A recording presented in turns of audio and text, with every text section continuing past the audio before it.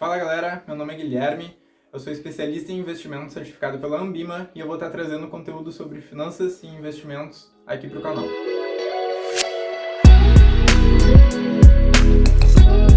Você sabia que muitas coisas que a gente faz e que a gente escolhe no dia a dia podem afetar o valor do nosso dinheiro lá no futuro? Eu particularmente acredito que uma das principais escolhas que a gente faz é escolher o presidente na hora da votação.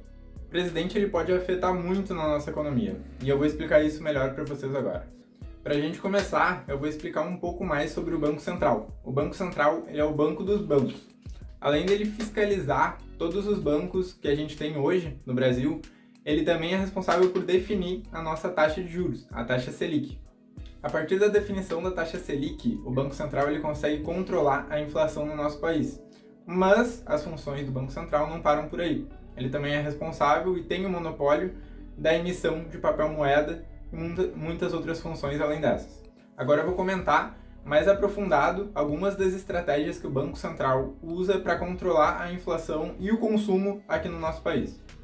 Isso tudo vai servir para te entender o que isso afeta na tua vida e no final do vídeo eu vou falar para ti o que afinal o presidente tem a ver com tudo isso. A primeira estratégia que a gente vai falar que o Banco Central utiliza é a taxa Selic. A taxa Selic ela é definida pelo Copom, mas o que é o Copom?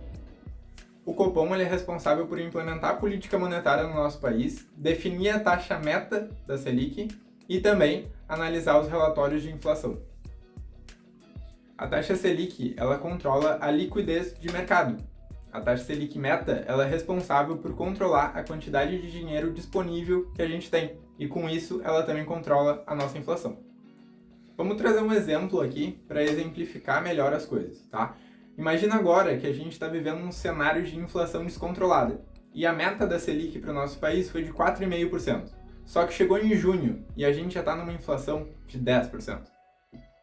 Nesse cenário, o que o Copom vai fazer é elevar a taxa Selic, porque assim ele vai conseguir conter a inflação e quem investir o seu dinheiro em títulos públicos federais vai ter uma maior rentabilidade. Agora vamos entender um pouco melhor de como que vai reduzir a inflação.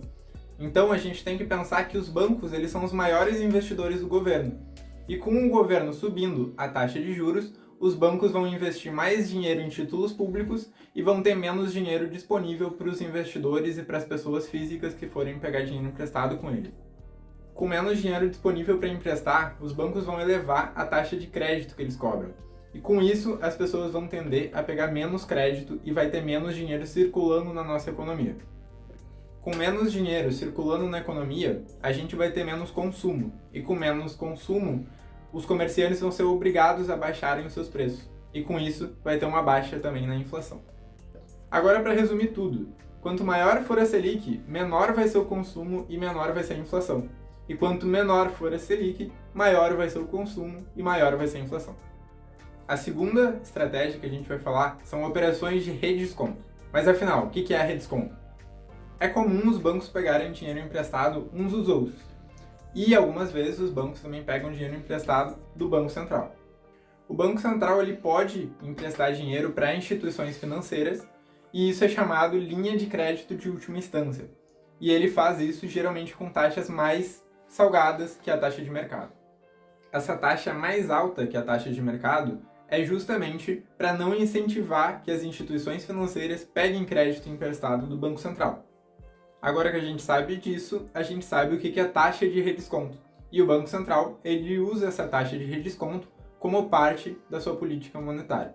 Quando o Banco Central quer estimular a nossa economia, ele reduz as taxas de redesconto, porque assim os bancos comerciais se sentem mais encorajados a conseguir crédito de curto prazo emprestados pelo Banco Central.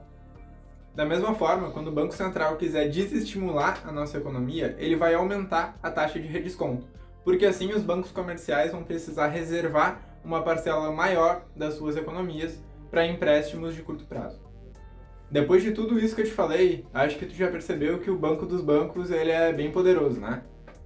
Agora que a gente já sabe o quanto que o Banco Central ele pode intervir na economia nacional, se o presidente conseguir intervir no Banco Central, ele vai intervir também na nossa economia, não vai? Então deixa eu te contar agora quem é que faz parte do Banco Central. O Banco Central ele é formado por uma diretoria colegiada, com 9 membros. Essa diretoria colegiada é composta pelo presidente e 8 diretores. E como é uma diretoria colegiada, todos esses 9 membros são escolhidos pelo presidente. Mas também não é tão fácil. Uma pessoa, para ser escolhida, tem algumas regras que precisam ser cumpridas antes. A pessoa precisa ser brasileira, a pessoa precisa ter uma reputação incorrupta e ela também precisa ter certo domínio sobre assuntos econômicos e financeiros.